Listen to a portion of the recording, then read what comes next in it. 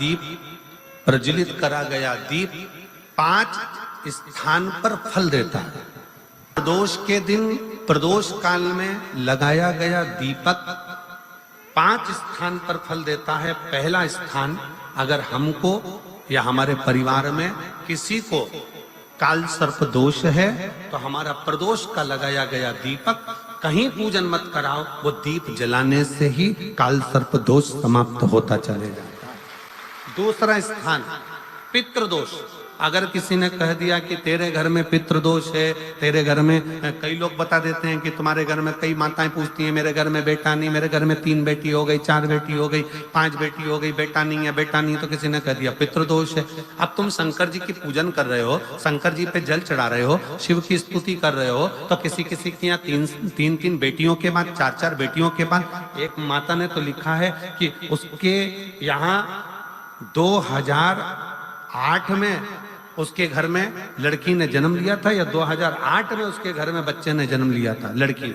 उसके बाद फिर लड़की ने जन्म लिया और उसके बाद उसके घर में कोई पुत्र का योग नहीं बना। तब उसने प्रदोष के समय पर शाम को दिया लगाना प्रारंभ करा और 2008 में बच्ची जन्मी थी और अब 2024 में उसके घर में लड़के ने जन्म लिया।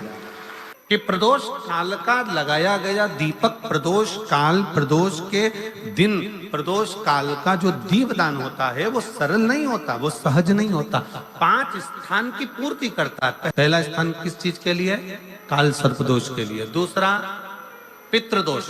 कैसा भी तुम्हें कोई पितृदोष बता दे, कितना भी तुमसे कोई कह दे कि तेरे घर में पितृ का दोष है, तेरे घर में ये दोष है, अगर आप प्रदोष के दिन, प्रदोष काल में, अर्थात सूर्य अस्त के समय के 2:45 तक का जो समय होता है, 2 घंटे के समय का, उसके अंतर्गत अगर आप प्रदोष काल के समय में भगवान शंकर को दीप लगाने के लिए अगर पहुंचे हो तो वो आपको फल देगा ही, पितृदोष का निवारण होगा ही, चाहे तुम कुछ करो चाहे मत करो, और पितृ की शांति करा दे। दूसरे नंबर पर है पितृदोष। तीसरे नंबर पर है वास्तु दोष। हमारे घर का, अब एक बहुत सावधानी से श्रवण करने वाला विषय है, वंश की वृद्धि नहीं है। 30 वर्ष शादी के हो गए, 40 वर्ष शादी के हो गए और औलाद है ही नहीं। डॉक्टर ने भी हाथ ऊंचे कर दिए, टेस्ट पे भी करवाया, IVF करवाया, सब कुछ तुमने करवा लिया, तो भी औलाद नहीं है। तब आखिरी में एक काम चालू करो, प्रदोष का दिन दोनों पति पत्नी व्रत चालू कर दो प्रदोष का, और प्रदोष काल में शाम के समय जाकर एक ही दिए में 2 लंबी बाती जानते हो ना, रुई की लंबी कपास की बाती 2, और दोनों बाती एक ही दिए में रखकर पति पत्नी दोनों उसको प्रज्वलित करना प्रारंभ करें। बाबा संतान देकर ही रहेगा, औलाद आएगी ही। दीप की जो बाती में अंतर आ जाता है, एक गोल बाती में और लंबी बाती में अंतर आता है, बहुत अंतर आता है। पितरों के लिए गोल बाती का प्रयोग बहुत कम होता है महाराज। देवी जी के लिए, माता रानी के लिए, जगत जननी के लिए गोल बाती का प्रयोग बहुत कम होता है महाराज, ध्यान रखिएगा। एक पितृ के लिए, एक जगत जननी जगदम्बा दुर्गा भवानी के लिए गोल बाती का प्रयोग कम होता है, लंबी बाती का प्रयोग ज्यादा होता है। क्यों? क्योंकि हमारे घर की कुल देवी और हमारे घर के पितर हमारे वंश की वृद्धि करें, इसलिए लंबी बाती रखी जाती है, जिससे हमारा वंश बहुत लंबा चले, बहुत उन्नति की ओर बढ़े, इसलिए लंबी बाती का प्रयोग किया। शिव महापुराण की कथा कहती है 5 जगह पर हमारा जलाया गया एक दीप जो प्रदोष के दिन प्रदोष काल में लगाया जाता है, 5 जगह पर भारी पड़ता है। पहले नंबर पर जम के बोलते जाओ, काल सर्पदोष। दूसरे नंबर पर पितृदोष। तीसरे नंबर पर घर का वास्तु दोष। हमारे घर में कितना भी वास्तु दोष है, कोई ने कह दिया यहाँ बाथरूम नहीं बनना थी, यहाँ पर शौचालय नहीं बनना था, यहाँ सीढ़ी नहीं बनना थी, वो सीढ़ी वहां बनना थी, ये सीढ़ी वहां बनना थी। तुम पूरा घर तोड़वा के देख लो, उसके बाद में जैसा वास्तु वाले वैसा करा कर देख लो, उसके बाद भी तुमको शांति नहीं मिले तो समझ लेना कि तुम्हारे घर में अब वास्तु दोष तो तुमने दिखाकर समाप्त कर लिया, फिर भी वो समाप्त नहीं हो रहा, तो प्रदोष काल का लगाया गया प्रदोष के समय का दिया आखिरी में वास्तु दोष को भी समाप्त कर देता है और उसमें भी फल प्रदान करता है। काल सर्प दोष, पितृदोष, वास्तु दोष, चौथे नंबर पर 1 रुपया कमाया, 1.25 रुपये खर्च हुआ, पैसा आया गया।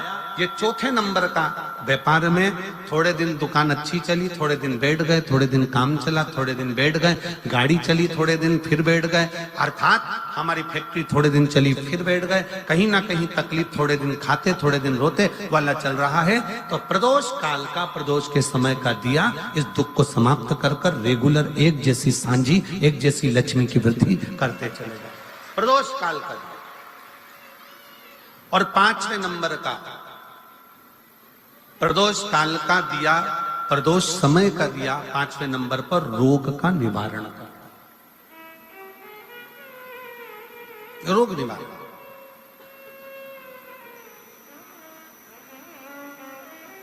ये 5 स्थान जो बताए गए हैं प्रदोष काल के दिन, प्रदोष के दिन दीप प्रज्वलन के। प्रदोष व्रत का इतना महत्व है महाराज। ये प्रदोष व्रत होता क्या है? प्रदोष व्रत का महत्व क्या है? शिव महापुराण की कथा कहती है शंकर भगवान का प्रदोष का व्रत, अर्थात चंद्रदेव को जो क्षय रोग हो गया, बीमार पड़ गए, शरीर गलकर नीचे गिरने लगा, तब देवर्षि नारद ने भगवान चंद्र को शंकर भगवान के पूजन का विधान बताया। और पूजन करते करते त्रयोदशी तिथि आ गई, जिस त्रयोदशी के दिन चंद्रदेव ने सुबह से शाम तक कुछ नहीं खाया। शाम के समय सूर्य अस्त के पहले चंद्रदेव ने स्नान किया, श्वेत वस्त्र धारण करे, और श्वेत वस्त्र धारण कर कर चंद्रदेव शंकर के शिवलिंग की पूजन करने बैठ गए। शंकर भगवान के शिवलिंग की पूजन जब चंद्रदेव ने करी, हाथ में अक्षत लेकर चंद्रदेव ने शंकर को समर्पित करे। ओम उमापति नमः कहकर जब चंद्रदेव ने शिव को समर्पित करे, भगवान शंकर त्रयोदशी के दिन प्रदोष समय में, प्रदोष काल में प्रकट हो गए। और प्रकट होकर बोले, ऐ चंद्र, तुमने आज मेरा अनुरोधन किया है, आज मेरा स्मरण किया है, जाओ आज त्रयोदशी के दिन प्रदोष काल में मैं तुम्हारे शरीर को स्वस्थ करता हूं। तब से ये प्रदोष व्रत प्रारंभ हुआ है महाराज। किसने करा है प्रदोष व्रत? भगवान विष्णु ने करा था। जब घोड़े का मुंह लगा, हयग्रीव अवतार, लक्ष्मी जी हंस दी थी तो घोड़े का मुंह भगवान विष्णु का लगा, तब भगवान विष्णु ने प्रदोष व्रत करा था। भगवान विष्णु प्रदोष व्रत 11, 26 अवश्य करना चाहिए। या तो 11 करो या 26 करो, करना चाहिए। प्रदोष कोई साधारण सा व्रत नहीं है। प्रदोष कोई निम्नता व्रत नहीं है, सहजता का। एक एक प्रदोष का महत्व शास्त्र वर्णन करता, शिव महापुराण कहती है एक एक प्रदोष का महत्व, एक एक प्रदोष। सोमवार की अगर प्रदोष पड़ती है, बहुत ध्यान से सुनना महाराज, सोमवार की प्रदोष पड़ती है तो शंकर भगवान कैलाश पर निवास करते हैं। मंगलवार की प्रदोष पड़ती है तो शिव काशी में निवास करते हैं। बुधवार की प्रदोष पड़ती है तो शिव रजत भवन में निवास करते हैं। गुरुवार की प्रदोष पड़ती है तो शिव गंगा के स्थल पर निवास करते हैं। शुक्रवार की अगर प्रदोष पड़ती है तो शिव नीलकंठ पर विराजमान होते हैं। शनिवार की अगर प्रदोष पड़ती है तो शिव शमी के वृक्ष के नीचे रहते हैं। और रविवार की जब प्रदोष पड़ती है तो शिव बेलपत्र के पेड़ के नीचे निवास करते हैं। महाराज, ये एकादशी शंकर से कह रही है कि आपका स्थान ये नहीं कि आप कैलाश पर मिले, उस वार को, उस तिथि के दिन, उस अनुकूल।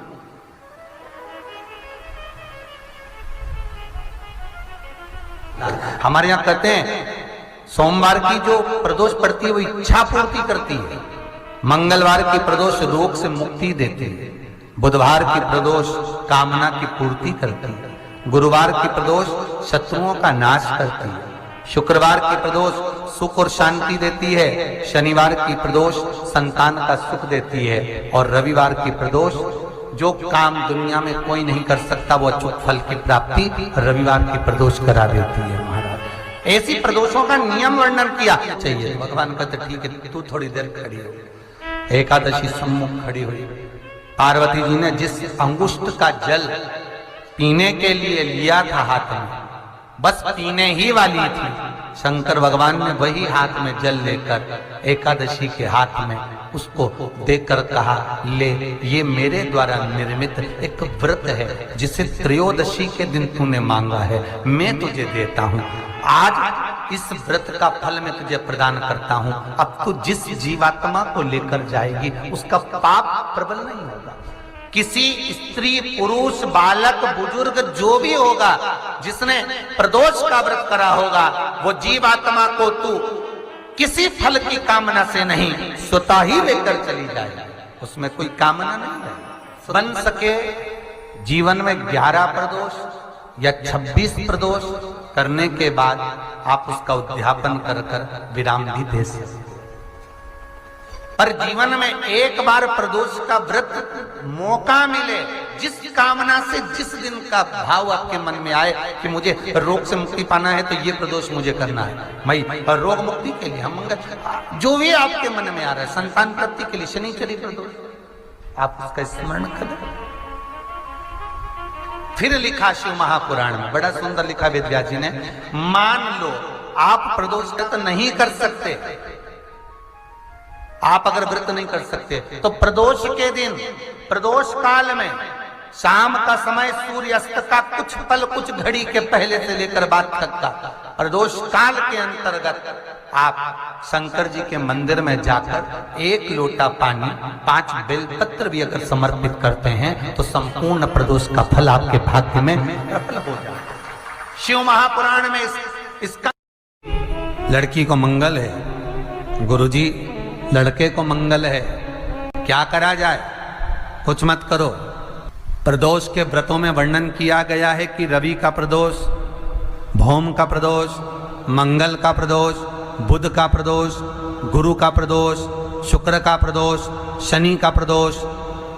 जो प्रदोष पढ़ते हैं पूरे महीनों में, पूरे वर्ष में मंगल का प्रदोष निकाल कर रख लो कि मंगल का प्रदोष इस दिन पड़ रहा है, मंगल की त्रयोदशी तिथि पड़ रही है, प्रदोष व्रत मंगलवार का पड़ रहा है। और जिन लड़का लड़की को मंगल होते हैं, जिन कन्या और वर को मंगल होते हैं, केवल शंकर भगवान के मंदिर में जाकर चौमुखी दिया, 4 बत्ती का दिया आटे का, उसमें घी डालकर लड़की शंकर भगवान के मंदिर में मात्र 7 बार शंकर पे से उतार कर 3 बार स्वतः उतार कर शिव के मंदिर में रख देती है, उसका मंगल आड़े आता ही नहीं है, मंगल नहीं आता सामने। मंगल प्रदोष व्रत का इतना महत्व है महाराज। एक बात बहुत अच्छे से समझ लीजिए, जिसके घर में क्लेश होता हो, अशांति रहती हो, क्लेश रहता हो या छोटी छोटी बात पर विवाद चालू हो जाता हो, या पति पत्नी में, परिवार में, सास बहू आदि कादिक में कहीं ना कहीं कुछ अगर विवाद रहता हो, ऐसा बेलपत्री की डंडी रहती है ना, बहुत ध्यान दीजिएगा महाराज। श्राद्ध पक्ष की कथा चल रही है, शिव महापुराण आज विराम की ओर है, ध्यान दीजिएगा। जैसे ये बेलपत्री की जो डंडी होती है, डंडी का जो भाग होता है बेलपत्री की, ऐसा बेलपत्री की 7 भाग ले लो, मतलब बेलपत्री 7 ले लीजिए। 7 बेलपत्र लेकर कच्चा जो सूत होता है ना, कच्चा सूत जो जानते हो पेड़ पौधे में माता लपेटती हैं, धागा जो होता है ना सफेद कलर का कच्चा धागा, जो बड़ में, पीपल में और आंवला आदि में लपेटा जाता है, कच्चा सूत, उसको शंकर भगवान और माता पार्वती का स्मरण कर कर नंदी के, जो नंदी होता है, नंदी के राइट भाग में, नंदी का एक पांव ऊंचा होता है, आपने देखा होगा आगे का पांव ऊंचा होता है, बैठते समय नंदी का एक पांव ऊंचा एक पांव नीचे की हो जाता है। तो नंदी का जहां पांव ऊंचा है उस ऊंचे पांव के पास में बैठना है। कच्चे सूत पर उस बेलपत्री के जो 7 गुच्छ हैं, 7 जो बेलपत्री के भाग हैं, 7 बेलपत्री हैं, उसको अपना नाम गोत्र स्मरण कर कर उस कच्चे सूत को लपेटना है।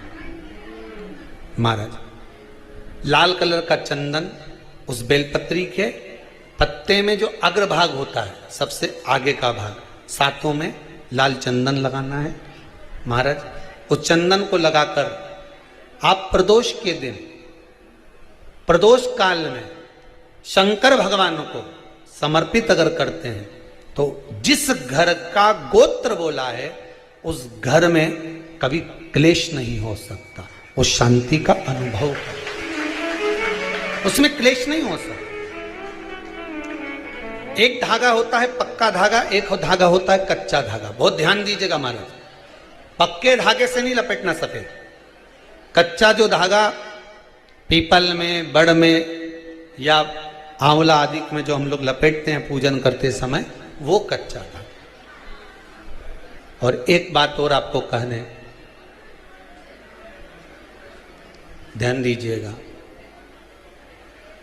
अगर मान लो किसी पति पत्नी का तलाक तक की नौबत हो गई और तलाक नहीं कराना है, आपस में वापिस प्रेम बढ़ जाए, छोरी वापिस घर में रहे, बेटा उसको रखे, बहू रहे, आपस में प्रेम बढ़े, वो भले मायके चली गई हो, वो भले लड़का छोड़कर चले गया हो, अकेली रह रही हो और चाहती है कि मैं पति के साथ रहना है, तलाक नहीं होना चाहिए, हम दोनों में प्रेम रहे, वो संभाले मेरे को भी और मैं भी आदर करूं, वो भी आदर करे। तो मेरा निवेदन है, कच्चा जो सूत होता है, कच्चा जो धागा होता है, नंदी के ठीक पीछे बैठकर कोई साथ में आपका परिवार का कोई व्यक्ति चले जाए और हस्तकमल को, जिसको अपने परिवार में वापिस रहना है, उस स्त्री हो या पुरुष हो, दोनों में से कोई भी नंदी के पीछे बैठकर सोमवार की जिस दिन अष्टमी पड़े उस दिन नंदी के पीछे बैठकर हाथ को ऐसा बंद करना है, हाथ में एक बेलपत्री रखना है सीधी सीधी, बंद कर कर 7 बार उस हाथ पर कच्चा सूत लपेट देना है, उस सूत को वापस निकाल लेना है। बेलपत्री के साथ, बेलपत्री के साथ में, और बेलपत्री को तो अपने पास में रखना। सबसे पहले माता पार्वती का जो हस्तकमल ऐसा होता है शिव मंदिर में, उस हस्तकमल में वो सूत जो आपके हाथ से निकला है वो उसमें डाल देना है, माँ जगत जननी से प्रार्थना कर कर, और जो बेलपत्री आपने संबंध को जोड़ने के लिए अपने हाथ में ली है वो शंकर भगवान के कटी भाग में, फिर निवेदन करूंगा कटी भाग को समझ लीजिए। ये शिवलिंग रखा है, जहां पर शंकर भगवान का शिवलिंग, माता पार्वती जी के हस्त कमल पर जो शिवलिंग रखा है, ये भाग कटी भाग कहलाता है।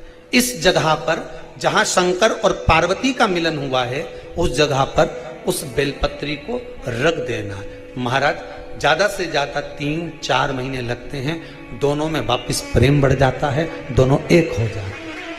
तलाक तक बात चल भी रही हो तो वो तलाक समाप्त हो जाता है। प्रेम, करुणा, आसक्ति, स्नेह बढ़ जाता है। संबंध टूटने की कतार पर एक बार माता पार्वती को समर्पित तो करो अपना संबंध कि मां अब तुझे नहीं भाना। माना मैंने अपशब्द कह दिया होगा, माना मेरी गलती होगी, थोड़ी गलती उनकी भी होगी, पर दोनों की गलती है मां, अब इस संबंध को तुझे निभाना। जब कच्चा सूत माता के हाथ में रखो तब माता को विनती करना, इस संबंध की डोरी अब तेरे को दे दी। दीन बंधु दीनानाथ मेरी डोरी तेरे,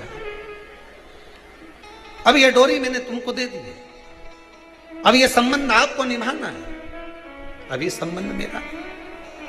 एक प्रयोग जरूर कर कर देखना, जिस दिन घर में क्लेश हो रहा हो, भाइयों में आपस में झगड़ा हो रहा हो, देवरानी जेठानी में झगड़ा हो रहा हो, सास बहू में झगड़ा हो रहा हो और शांति हो ही नहीं रही, बहुत प्रयास कर लिया तुमने कि शांति नहीं हो रही, तो प्रयास करो, प्रदोष के दिन एक बेलपत्र लीजिए,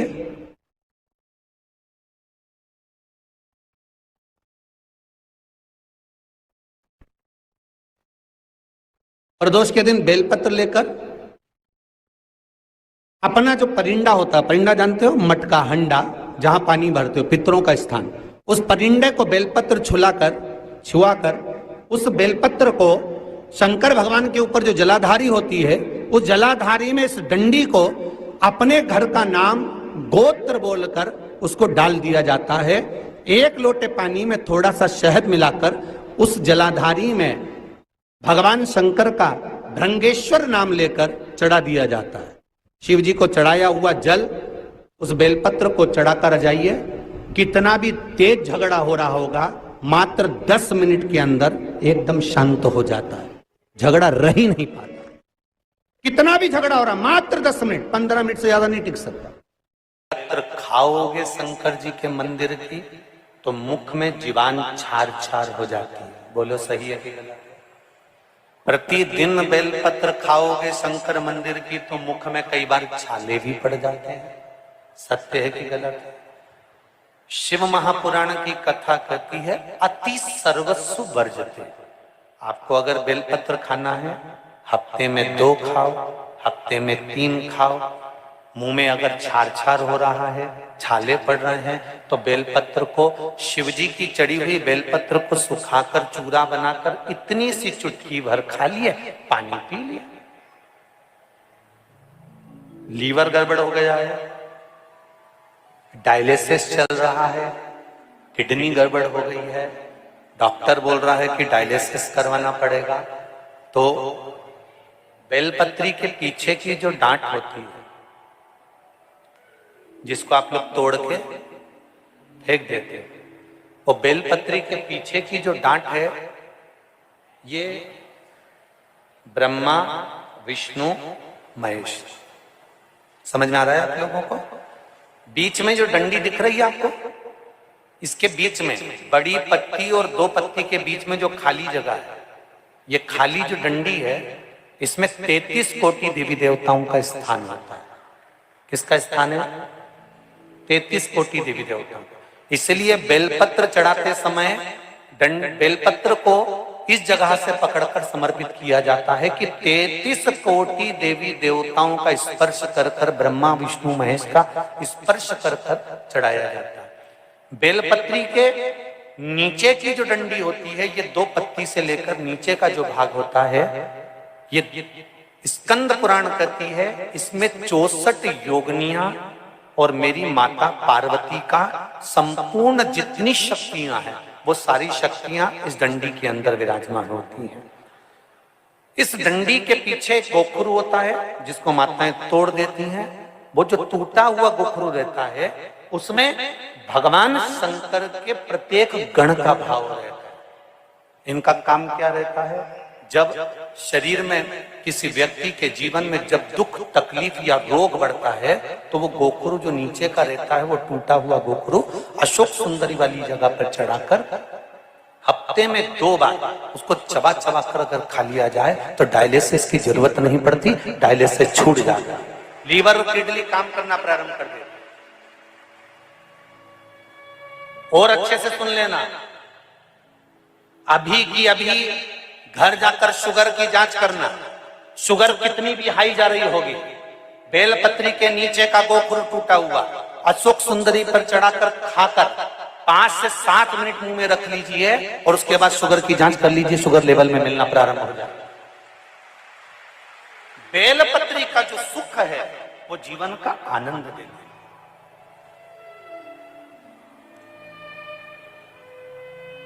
साधारण नहीं है बेलपत्र।